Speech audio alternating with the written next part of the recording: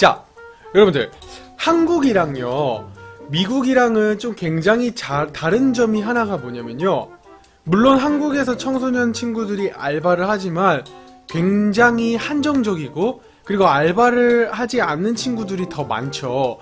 근데 미국 같은 데를 보면은 알바도 하고 되게 16살부터 굉장히 독립적으로 아이들이 생활을 합니다. 그래서 오늘 저희가 나눠볼 거는 한 7가지 정도, 제가 미국 생활을 하면서 이런 거는 참 신기했어, 그리고 여러분들도 영화에서는 한두 번씩 봤었을 만한 그런 이제 알바, 고등학생들이 하는 알바 7가지에 대해서 오늘 나눠보도록 할 거예요.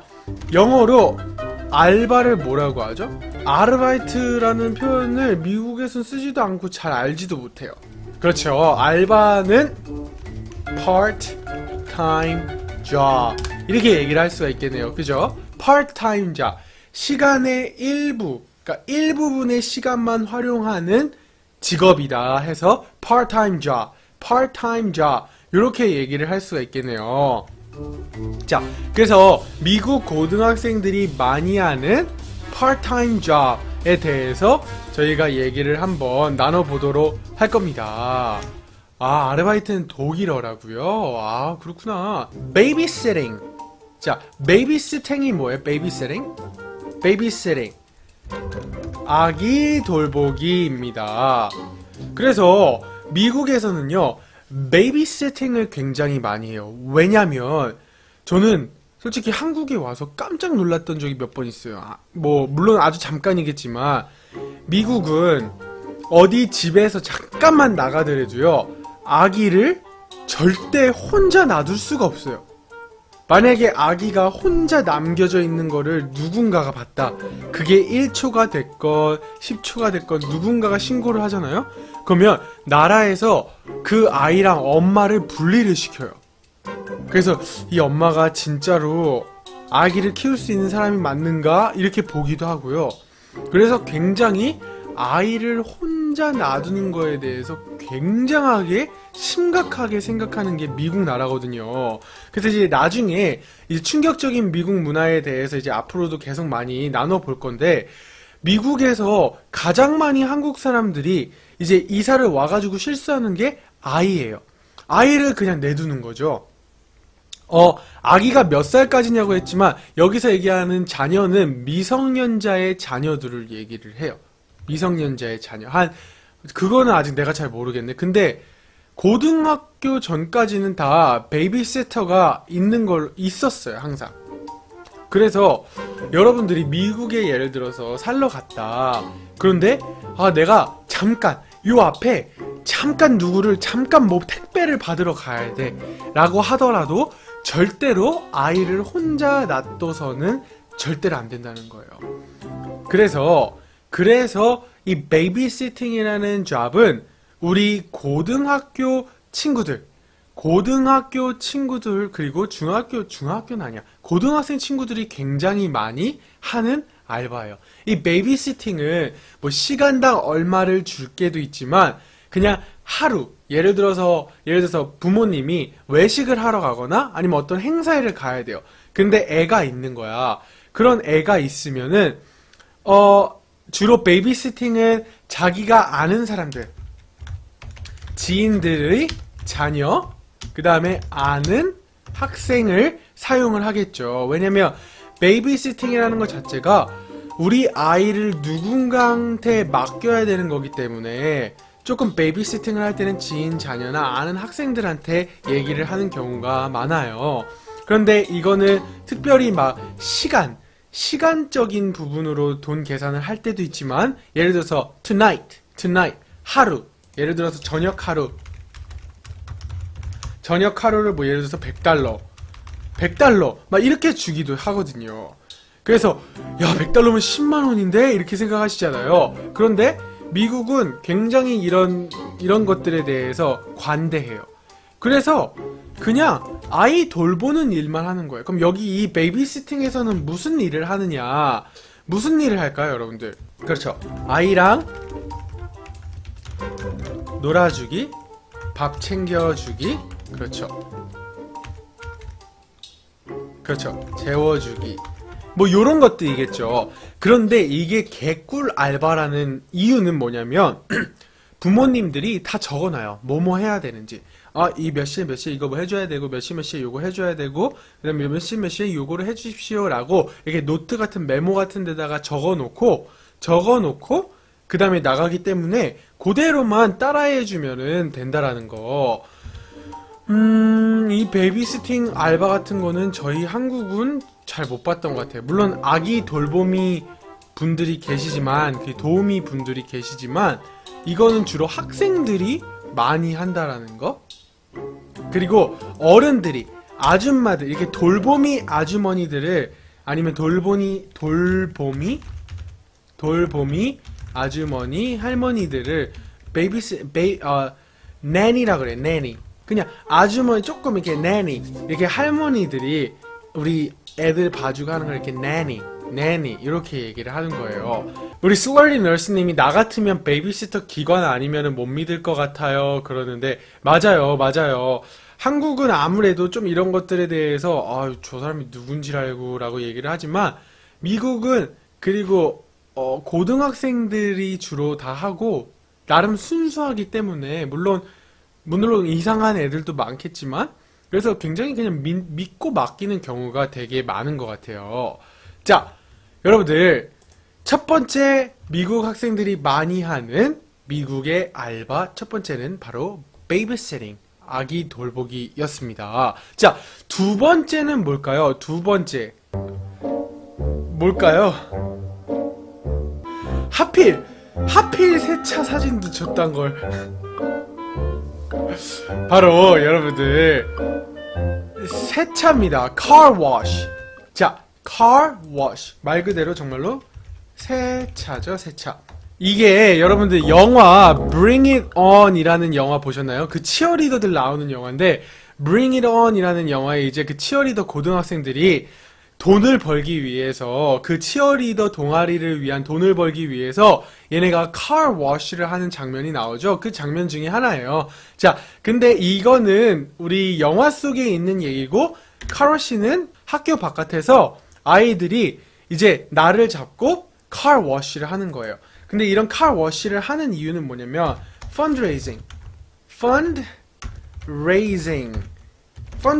뭐예요? 기금 모음이에요. 기금 모음. 예를 들어서 어떤 태풍 피해 이런 것들이 국제적인 문제들이 발생했어요. 그럼 학교 차원에서 우리 학생이나 우리 학생들이 그러면 굉장히 좋은 뜻이니까 우리 돈을 모아보자 라고 해서 fundraising, 기금 모음을 하는 거예요. 그 중에 하나가 이런 car wash예요.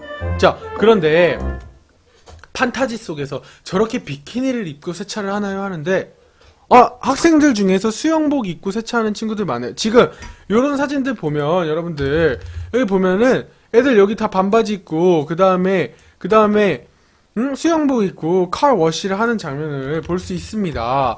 그래서 여러분들이 보시는 거와 같이 굉장히 이런 적극적인 학생들이 굉장히 독립적이죠. 자, 여러분들 독립적이 무슨 뜻이에요?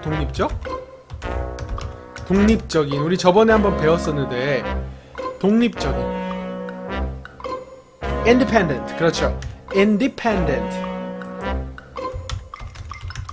independent라고 할 수 있겠네요. 그래서 아이들이 굉장히 미국은 학생 때부터 굉장히 독립적인 생활을 하고 독립적인 마인드를 배워나가요. 그래서 자기가 자기 일을 하고 자기 돈을 벌고 이러면서 성장해 나가는 거죠. 어른이 되는 거죠. 그래서 car wash, 자, 이거는 굉장히 시즈널해요. 자, 시즈널이 무슨 뜻이죠? 시즈널. 자, 시즌이 뭐예요? 시즌이 뭐죠? 계절이죠. 자, 그러면 seasonal이 뭐죠? 한철 때.